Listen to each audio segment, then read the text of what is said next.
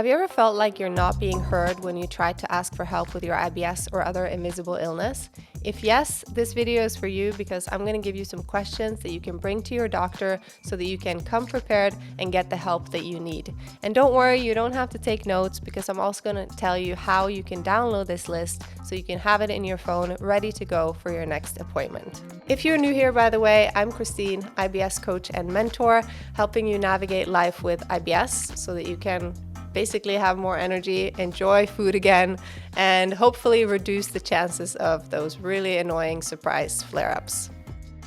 Because trust me, I know all too well what it's like to be in so much pain and then still not get the help that you need.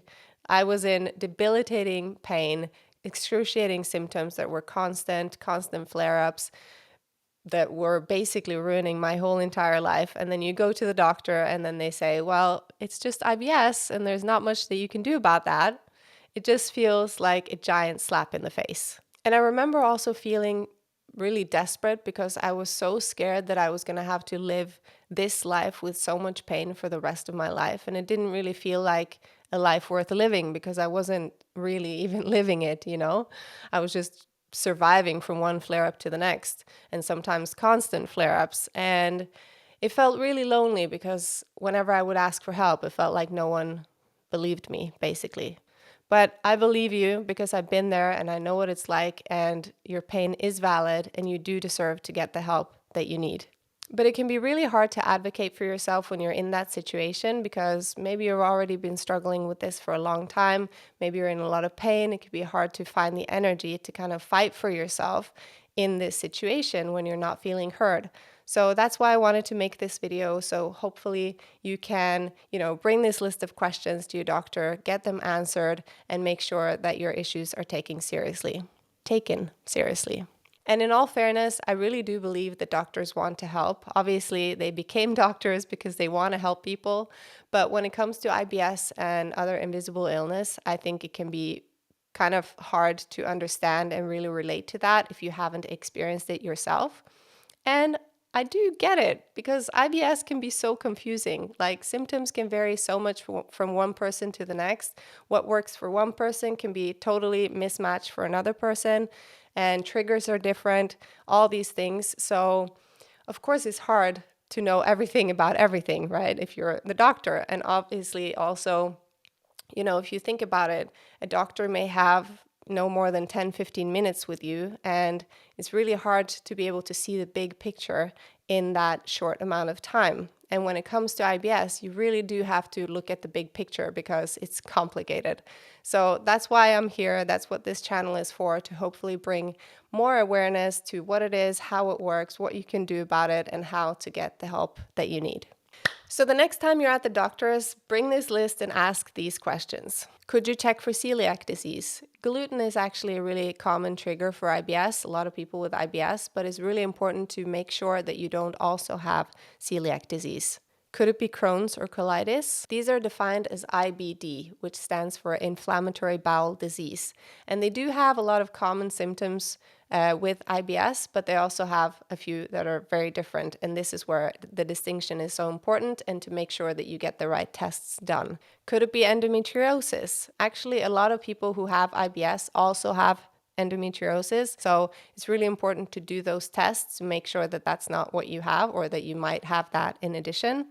Common symptoms for that include cramps, painful periods, pain with intercourse, excessive bleeding, diarrhea, bloating, nausea, constipation, and fatigue. So as you can see, a lot of these have a lot of common symptoms with IBS, which is why it's so important to make sure to check all of these properly to be very, very sure that what you have is just IBS. And if it is just IBS, which is not just a just, because if you have it, you know that it's a lot to deal with. But if you have ruled out all of these other things, ask your doctor this. What can you do to help me? Are there other diet alternatives than low FODMAP? Can you support me and guide me through the low FODMAP process? And if not, can you refer me to someone who can? In what way does lifestyle and habits affect my IBS? Which options do I have for natural remedies if I don't feel comfortable taking meds? Can you please do tests to check for allergies and food intolerances? So as I mentioned in the beginning, I've compiled all of these questions and a few more into a document for you. So if you want to download that to your phone so you can have it ready for your next doctor's appointment, comment questions below and I'll send you the link to download it.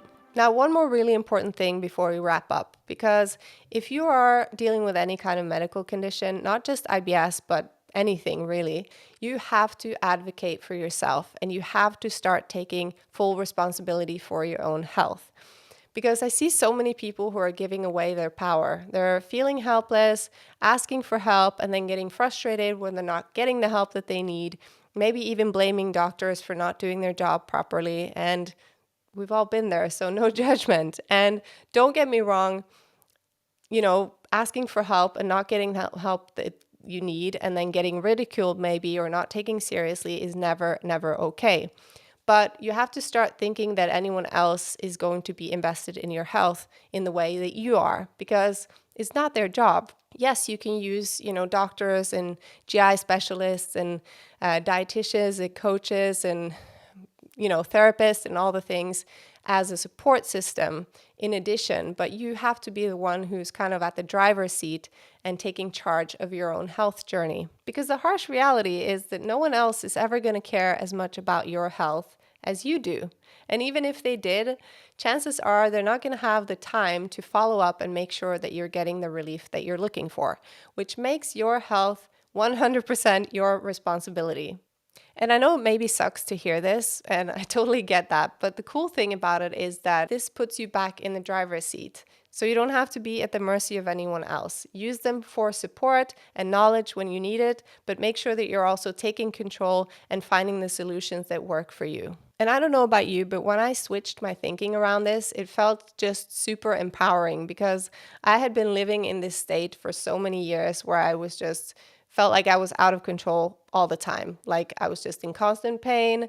I was struggling. I was asking for help, not getting help. I just felt like, okay, great. This is my life. And I feel no joy because it's just a constant flare up and I'm not enjoying it at all. And I'm not in control. So when I switched this thinking from victim mode to empowered, that was huge for me. And I finally felt like I was able to take back some control of my life and my health. And no, you don't have to do it alone, and you do deserve to get help and the support that you need, but you have to be the one who's in charge. And the way that you do this is by doing your own research, come to your doctor's appointments prepared to maximize time, don't take no for an answer, and also check yourself. Are you doing everything you can to be as healthy as you can? If not, why? What can I change? What can I do to get better? What are the things that I can control right now? Even if it feels like that's very, very little, but start there. And whatever you do, never ever give up on yourself because I 100% know that you can get better and I 100% believe in you. All right, that's it for this video. Please make sure to like and subscribe if you found this helpful. Download my free doctor's guide by commenting questions below, and I'll send you the link to download it. Good luck, and I'll see you in the next video.